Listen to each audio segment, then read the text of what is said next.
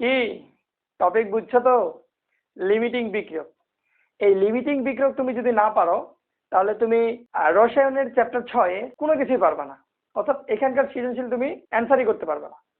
তো দেখো লিমিটিং বিক্রিয়ক কতটা ইজি, আশা করি এই ক্লাসের পর থেকে আর কোনো সমস্যা হবে না।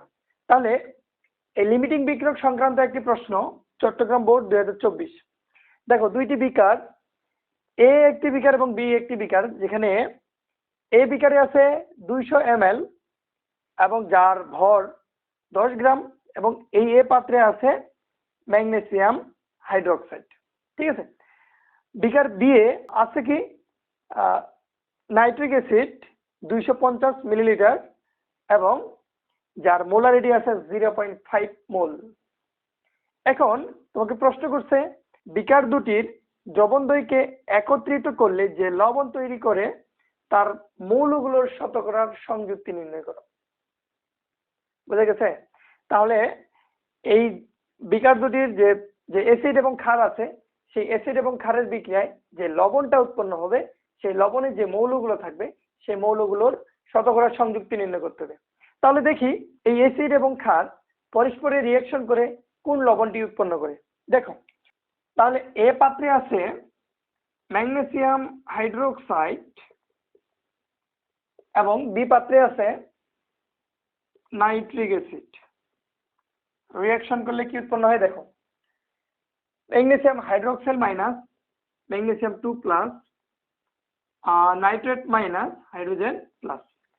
এইখানকার প্লাস এখানকার মাইনাসের সাথে রিঅ্যাকশন করবে, এখানকার প্লাস এখানকার মাইনাসের সাথে রিঅ্যাকশন করবে।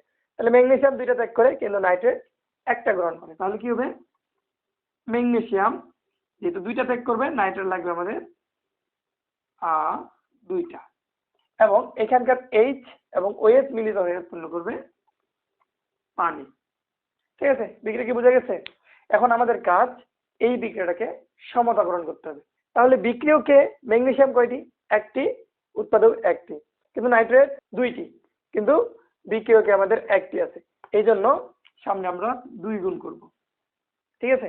এখন দেখো নাইট্রেট দুইটি হয়ে গেছে, কিন্তু হাইড্রোজেন হলো কয়টি?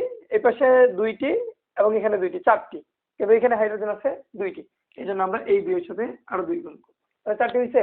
অক্সিজেন হলো দুইটি, এ পাশেও দুইটি। তাহলে এখন ঠিক আছে। তাহলে আমরা যে লবণটা পাইলাম সেটা হচ্ছে ম্যাগনেসিয়াম নাইট্রেট।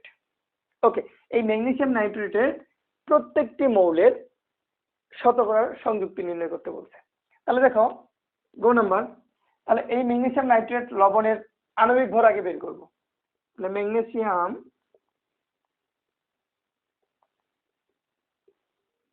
নাইট্রেট এর আণবিক ভর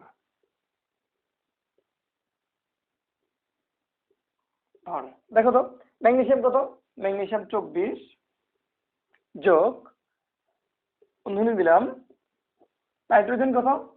14 গুণন, যেহেতু তার পরমাণু আছে দুইটি, তাহলে 2 যোগ অক্সিজেন কত?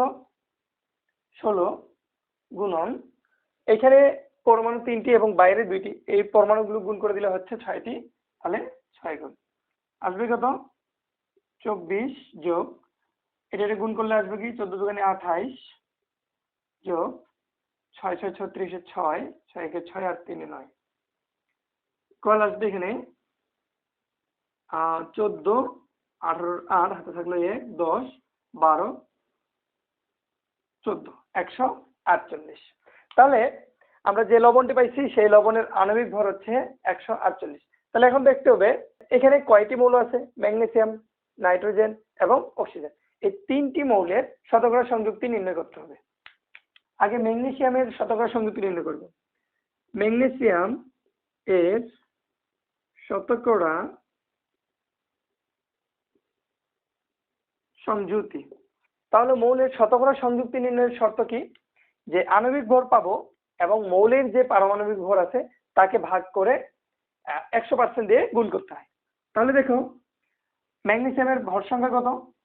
24 এবং টোটাল যৌগের আণবিক ভর পাইছি কত? 148 ইন্টু 100%। তাহলে ক্যালকুলেশন করলে যত আসবে ক্যালকুলেশন করে নিবা। ওকে, এরপর দেখো নাইট্রোজেন কয়টি পরমাণু আছে? বাইরে যেহেতু 2 আছে তার মানে নাইট্রোজেনের 2টি পরমাণু আছে। তাহলে নাইট্রোজেন এর শতকরা সংযুক্তি, দেখো নাইট্রোজেনের ভর কত পাইছে 14 দুগুণে 28 এবং টোটাল যৌগের আণবিক ভর হচ্ছে 148 ইন্টু 100%।